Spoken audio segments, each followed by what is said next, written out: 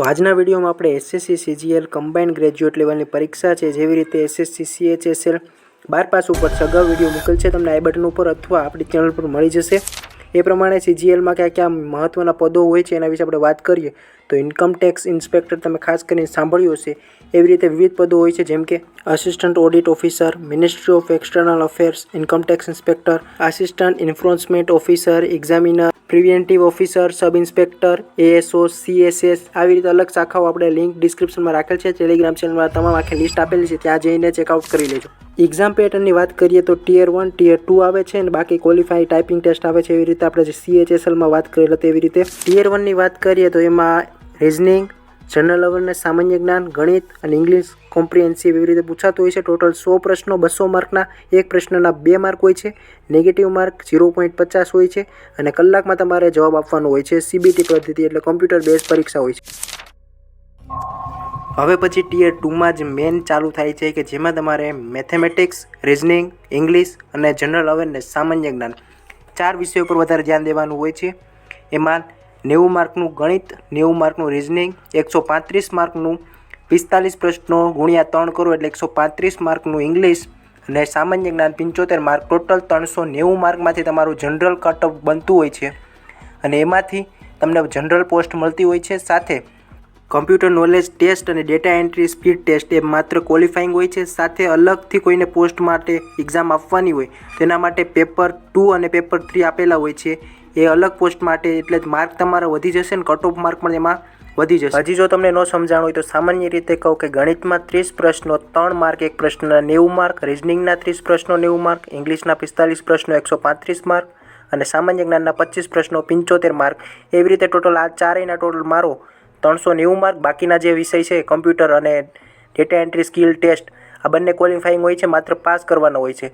તો આવી રીતે તમારે 390માંથી કટ ઓફ બનતું હોય છે અને કટ ઓફ ઘણું ઊંચું જતું હોય છે, કારણ કે 2-3 વર્ષથી પરીક્ષા આપતા અને ક્વોલિફાઈંગ કરેલ ઉમેદવાર સારા રેન્ક માટે ફરી એકવાર પરીક્ષા આપતા હોય છે, એના કારણે કટ ઓફ ઊંચું જાય છે। ટોટલ જનરલ પોસ્ટ માટે 450 માર્ક, જેમાં 390 માર્કમાંથી તમારું કટ ઓફ બનશે અને બાકીની બે જે અલગ પોસ્ટ છે એના માટે અલગ પેપર આપવાના હોય છે, પેપર 2 અને પેપર 3, તો એ થઈને 650 માર્ક, 650 માર્કમાંથી તમારું કટ ઓફ બનતું હોય છે।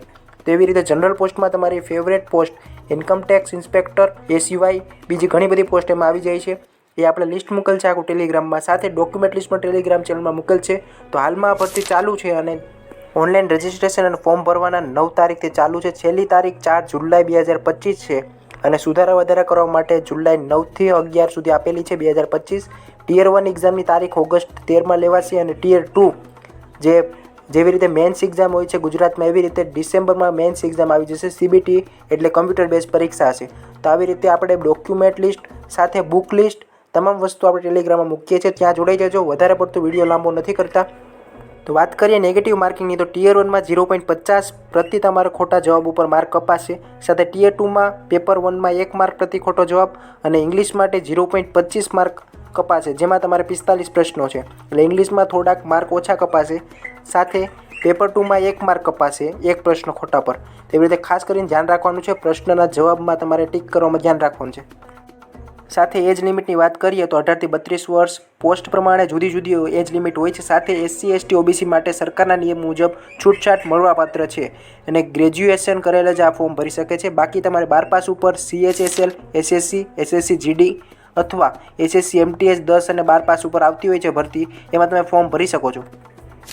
સાથે કેટલી કલાક વાંચવું તો 6 થી 8 કલાક દરરોજ ટાર્ગેટ બનાવીને વાંચવાથી સફળતા મળી શકે છે। NCERT પ્લસ SSCની બુક આ લિસ્ટ આપેલી છે, જેમાં RS અગરવાલની રિઝનિંગની બુક, મેથ્સ માટેની અરુણ શર્માની બુક, ઇંગ્લિશ માટે પ્લિન્થ 2 પ્રેમાઉન્ટની બુક, લ્યુસન્ટની GAની બુક, GA માટેની લ્યુસન્ટ બુક આપેલી હોય છે, અથવા તમારી પાસે કોઈ પણ ગુજરાત સરકારની બુક હોય એ પણ તમે તૈયારી માટે યુઝ કરી શકો છો। મોક ટેસ્ટ આપતી રહેવાની છે, PYQ સોલ્વ કરતા રહેવાના છે, જેથી કરી નેગેટિવ માર્કિંગ તમારું ઓછું થાય। તો 2025માં 14,582 જગ્યાઓ માટે ગ્રુપ B અને C માટે પોસ્ટ માટે ભરતી બહાર પડી છે, કે જેમાં 9 તારીખ 9 જૂનથી ફોર્મ ભરવાના ચાલુ છે, 4 જુલાઈ છેલ્લી તારીખ છે। સાથે પગાર વિશેની વાત કરીએ તો લેવલ 4 થી લેવલ 8 સુધીનો અલગ અલગ પદ પ્રમાણે પગાર હોય છે, જે તમે લિસ્ટમાં જોઈ શકો છો।